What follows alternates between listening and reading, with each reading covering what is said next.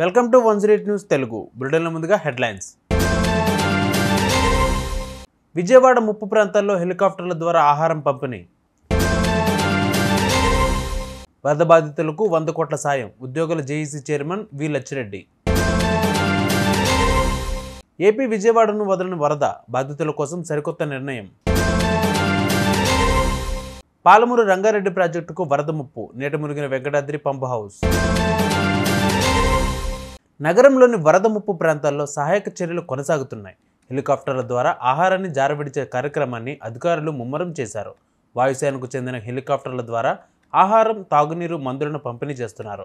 Singh Nagar, Ambapuram, Vambay colony, Rajarajeswaripeta, milk project తదితర ప్రాంతాల్లో హెలికాప్టర్ల ద్వారా ఆహారాన్ని వాయుసేన సిబ్బంది అందిస్తున్నారు.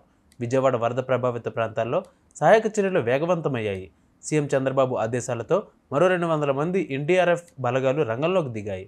సహాయక చర్యల కోసం బయట నుంచి కూలీలను కూడా తరలిస్తున్నారు.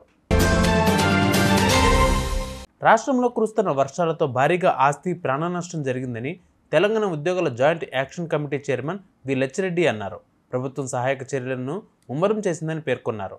రాష్ట్రంలోని అన్ని విభాగాల ప్రభుత్వ ఉద్యోగులు సైతం సహాయక చర్యల్లో నిమగ్నమయ్యారని గుర్తు చేశారు. అయినప్పటికీ అనుకోని విపత్తు భారీ నష్టాన్ని కలిగించిందని తెలిపారు. ఈ ఘటన తమను తీవ్రంగా కలిచివేసిందని, కొత్త ప్రభుత్వం ఏర్పడిన తర్వాత అతిపెద్ద విపత్తు ఇదేనని అన్నారు. ఇలాంటి సమయంలో తమ వంతుగా ప్రభుత్వానికి ఆర్థిక పరంగా చేయూతనిచ్చేందుకు నిర్ణయం తీసుకున్నామని అన్నారు. అందులో భాగంగా రాష్ట్రంలోని ఉద్యోగుల తరపున ఒకరోజు వేతనం సుమారు 100 కోట్లను ప్రభుత్వానికి ఇచ్చేందుకు స్వచ్ఛందంగా నిర్ణయం తీసుకున్నామని తెలిపారు. రాష్ట్ర ప్రభుత్వానికి తమ వంతు సహకారంగా ఒకరోజు వేతనం వరద సహాయక చర్యలకు త్వరలోనే అందిస్తామని అన్నారు.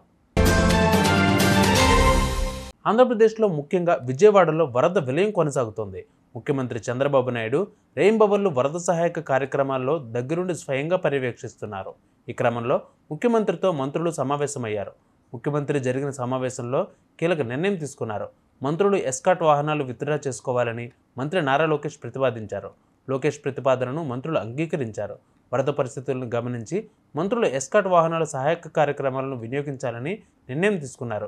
చివరి బాధితులకు ప్రభుత్వ సాయం అందించేందుకు వీలుగా మంత్రుల ఎస్కాట్ వాహనాలు వినియోగించాలని నిర్ణయం తీసుకున్నారు. అలాగే నిత్యావసర వస్తువులు, భోజనం, త్రాగునీరు అందించే వాహనాలకు ఎస్కాట్గా మంత్రులు ఎస్కాట్ వాహనాలు వెళ్లనున్నాయి.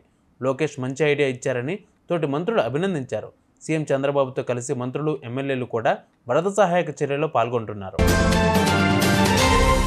గడిచిన 48 గంటలుగా రాష్ట్ర వ్యాప్తంగా వర్షాలు విస్తారంగా కురుస్తున్నాయి.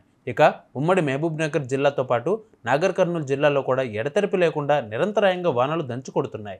ఈ క్రమంలోనే భూత్పూర్ మండల పరిధిలోని కరివెన్ వద్ద తెలంగాణ ప్రభుత్వం ప్రతిష్టాత్మకంగా నిర్మించిన పాలమూరు రంగారెడ్డి ఎత్తిపోతల ప్రాజెక్టుకు వరద ముప్పు వచ్చిపడింది. తాజాగా ఎడతెరిపి లేకుండా కురుస్తున్న వర్షం కారణంగా ప్రాజెక్టులో భాగమైన వెంకటాద్రి పంప్ హౌస్ వరద నీట మునిగింది. దాదాపు 34 కిలోమీటర్ల మేర అండర్ టన్నెల్లోకి నీరు వచ్చి చేరింది. పంప్ హౌస్ లోపలే మిషనరీలు ఉండటంతో అధికారులు నీటిని బయటకు తోడే ప్రయత్నం చేస్తున్నారు. తాజా సమాచారం ప్రకారం 10 కోట్లకు పైగా ఆస్తి నష్టం వాటిల్లినట్లుగా అధికారులు వెల్లడించారు. చూసారు ఇవి వాళ్ళ బులెటిన్ అప్డేట్స్. మరిన్ని అప్డేట్స్తో మళ్ళీ మీ ముందుకు వస్తాను. అంతవరకు కీప్ వాచింగ్ 108 న్యూస్ తెలుగు.